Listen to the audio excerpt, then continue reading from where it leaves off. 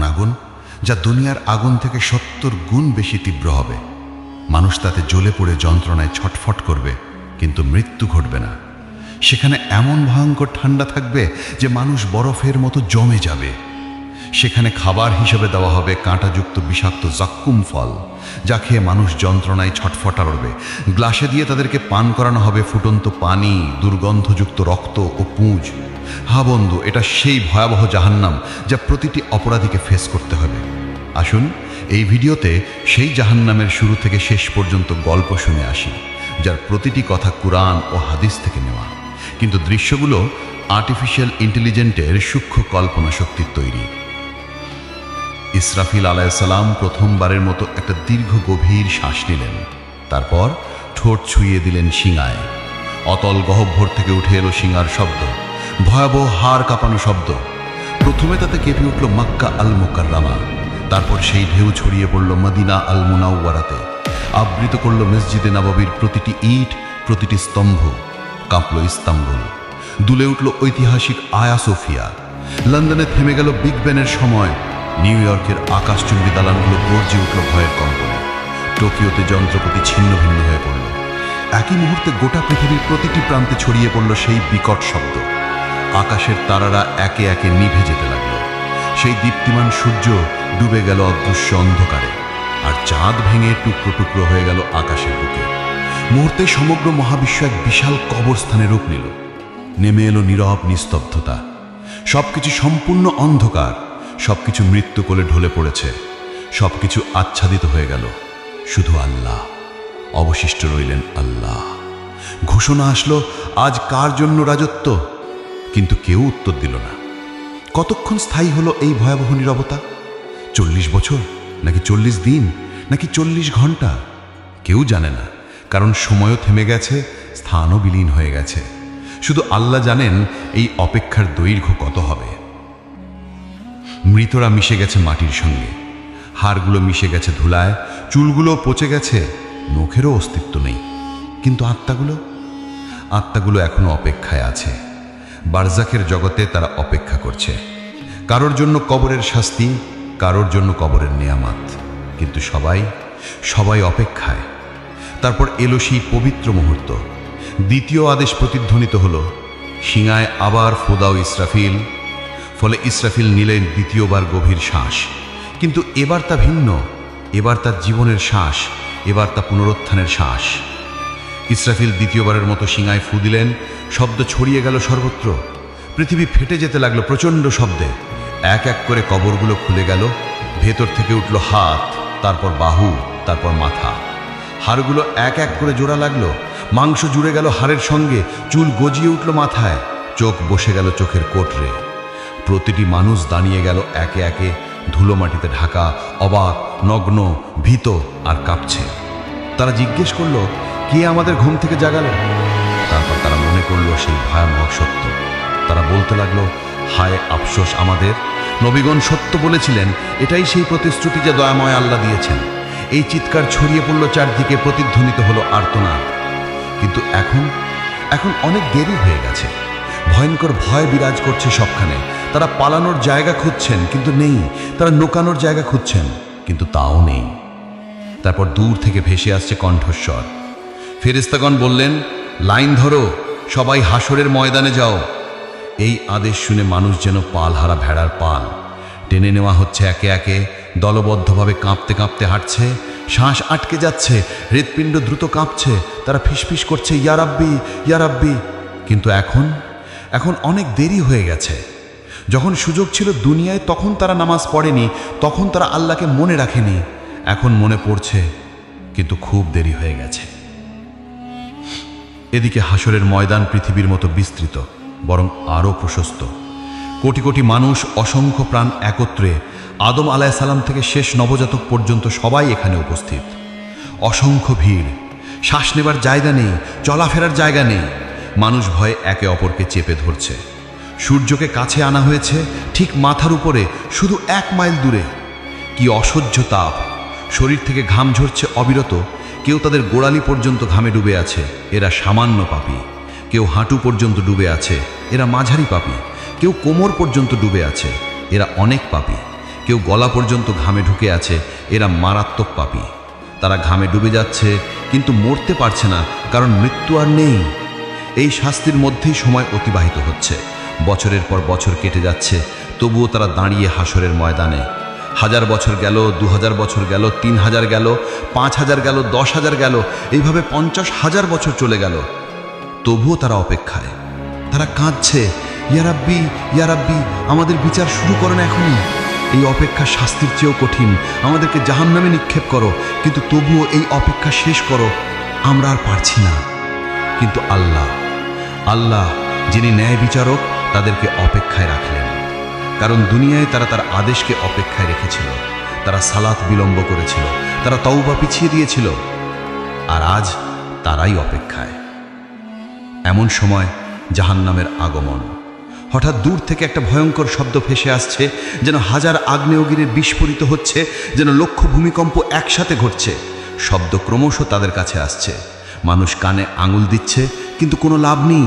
শব্দ তাদের হাড় কাঁপিয়ে দিচ্ছে, অস্থিমজ্জায় ঢুকে যাচ্ছে। তারপর দূর থেকে দেখা দিল জাহান্নাম, ভয়ঙ্কর জাহান্নাম। 70,000 শৃঙ্খল দিয়ে বাঁধা, প্রত্যেক শৃঙ্খলে 70,000 ফেরেশতা টেনে আনছে। জাহান্নাম যেন জীবন্ত দানব, রাগান্বিত, ক্ষুধার্ত আর বুনো। মানুষকে দেখে সে আরো দ্রুত ছুটতে চায়। শৃঙ্খল টেনে দলে আছে ফেরেশতারা অত্যন্ত কষ্টে। জাহান্নাম গর্জন উঠছে, সে মানুষকে কেটে চায়। যখন হাসরের মাঠের দিকে আসে, তার ক্রোধ আর ধরে রাখা যায় না। হঠাৎ ভিতর থেকে বের হলো একটা বিশাল অগ্নিপিণ্ড, একটা মোটো পাহাড়ের মতো আকারের জ্বলন্ত দাউ দাউ করা আগুন। বিদ্যুতের গতিতে হাসরের মাঠের দিকে ছুটে এলো। কয়েক সেকেন্ডের মধ্যে মানুষের কাছে পৌঁছে গেল। সেই আগুন দেখে মানুষ পাগল হয়ে গেল। তারা দৌড়াতে লাগলো, কিন্তু কোথায়? সে জায়গা তো নেই। যেদিকে দৌড়াচ্ছে আগুন ওখানে, যেদিকে তাকাচ্ছে আগুন সেখানে।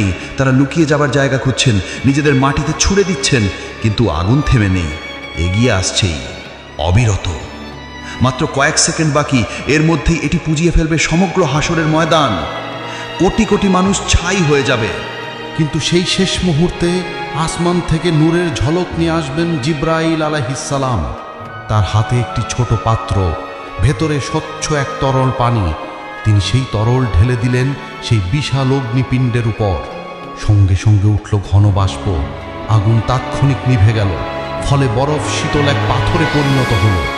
কোটি কোটি মানুষ একই মুহূর্তে গভীর শ্বাস নিল, যেন তারা বেঁচে গেল।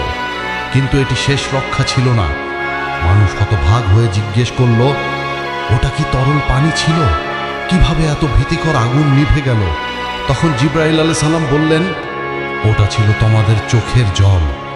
দুনিয়ায় যে চোখের জল তোমরা ফেলেছিলে, রাতের বেলায় সালাতে কাঁদতে কাঁদতে, আল্লাহর ভয়ে, তার ভালোবাসায়, নিজের গুনাহের অনুশোচনায়, কোরআন পড়তে গিয়ে, আজান শুনতে গিয়ে, মায়ের বাবার জন্য দোয়া করতে গিয়ে। এটা সেই পবিত্র অশ্রু। এগুলোই এই আগুন নিভিয়েছে, তোমাদেরকে রক্ষা করেছে, কিন্তু তা কেবল অল্প সময়ের জন্য। তখন মুমিনরা আনন্দে কেঁদে বলল, আলহামদুলিল্লাহ, আলহামদুলিল্লাহ।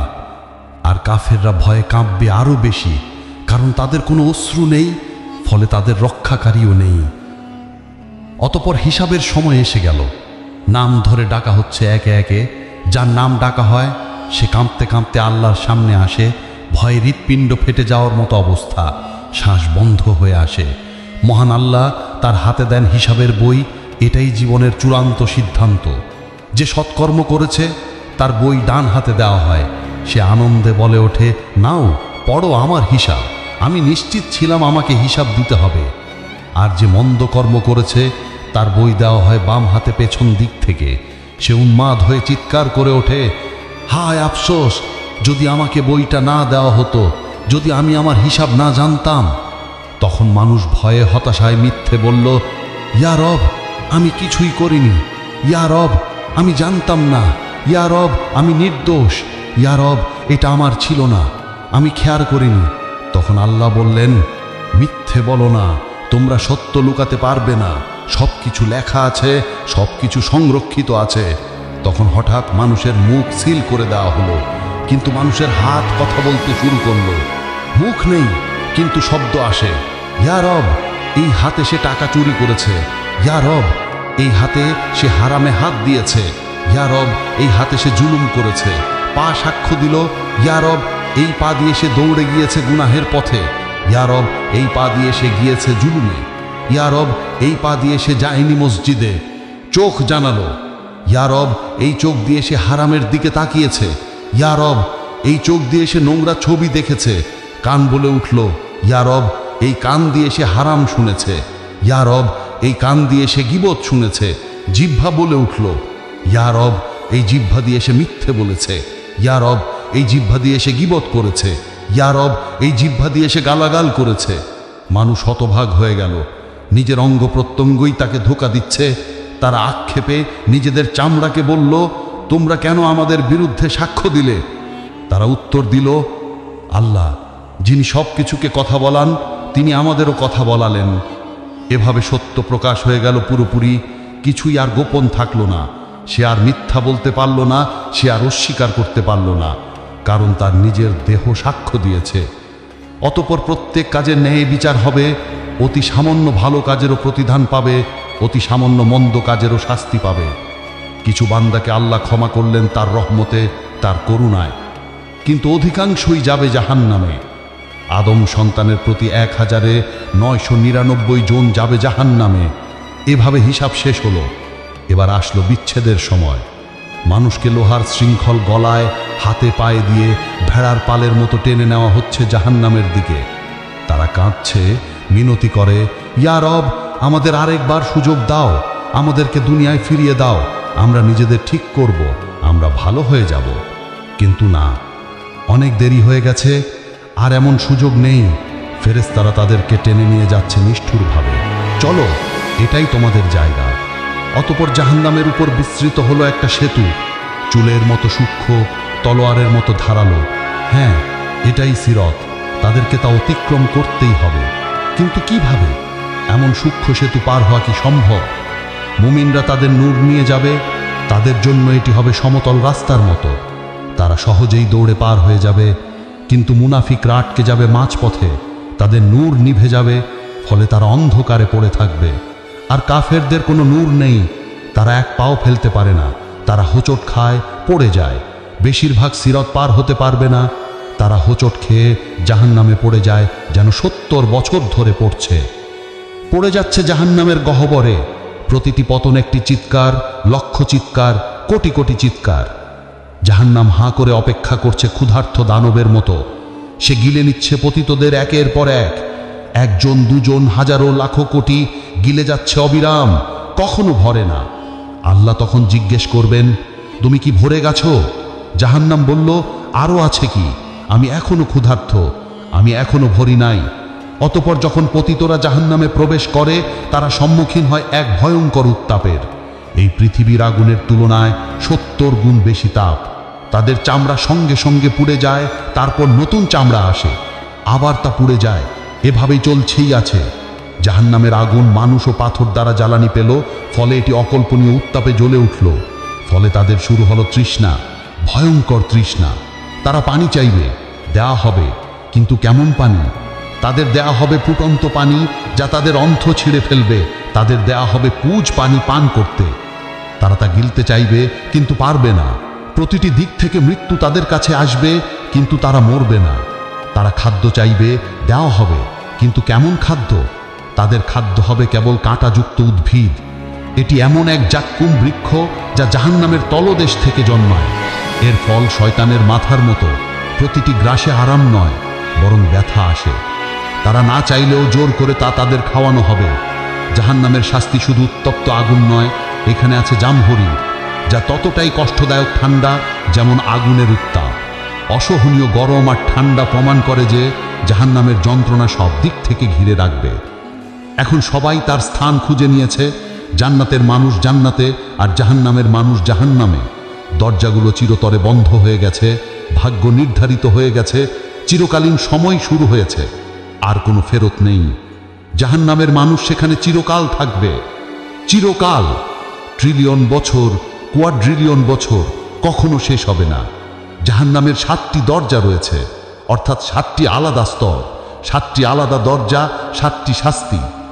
7টি দরজা পাহাড়ের মতো বিশাল, একটির নিচে আরেকটি স্তূপ হয়ে আছে গভীরে তরদিকে। ওই দরজাগুলোর আড়াল থেকে এক লাল আলো জ্বলে ওঠে, যার হৃদয়ে ভয়ের সঞ্চার করে।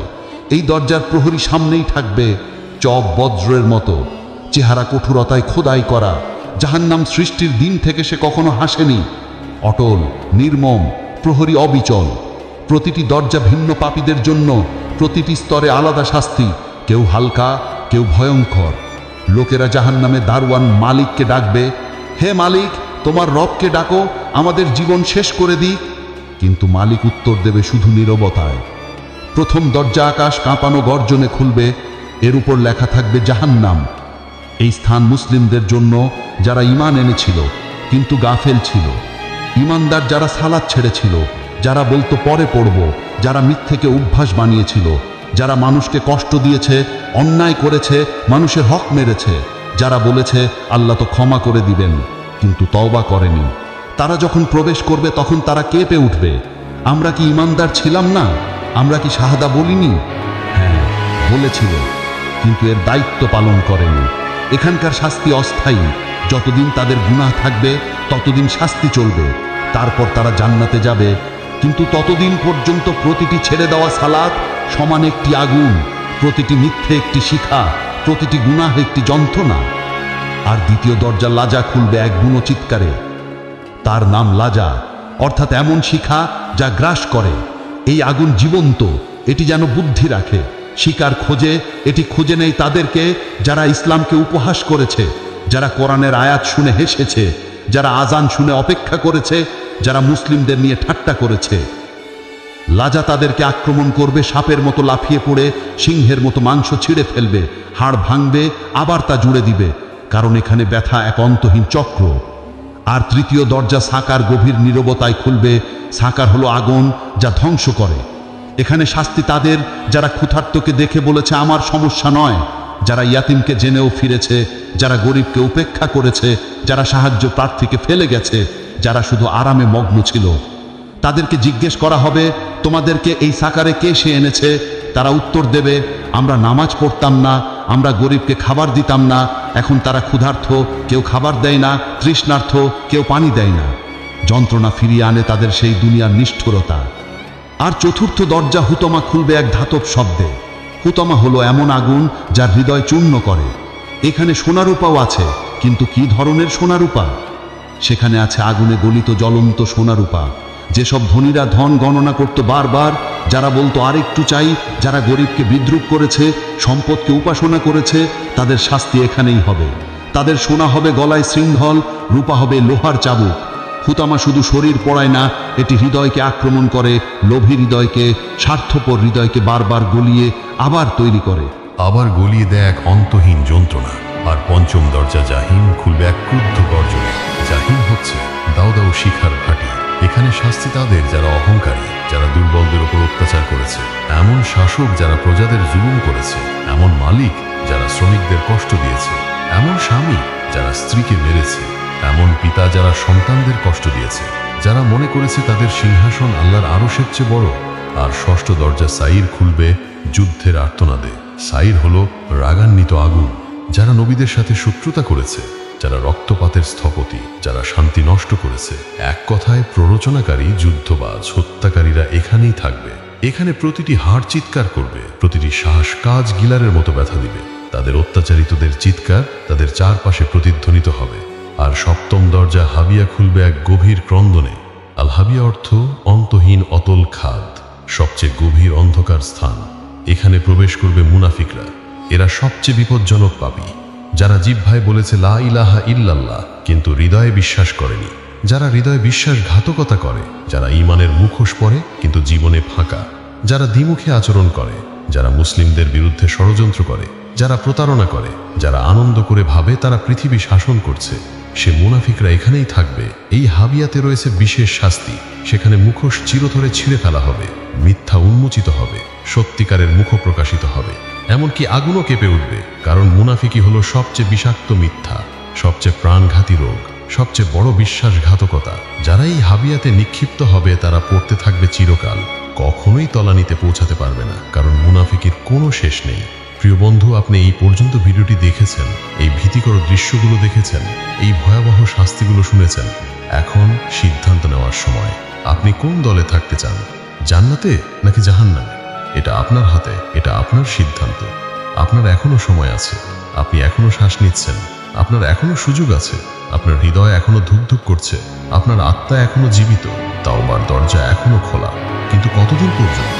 আজ রাত পর্যন্ত, নাকি আগামীকাল পর্যন্ত, নাকি পরের সপ্তাহ পর্যন্ত?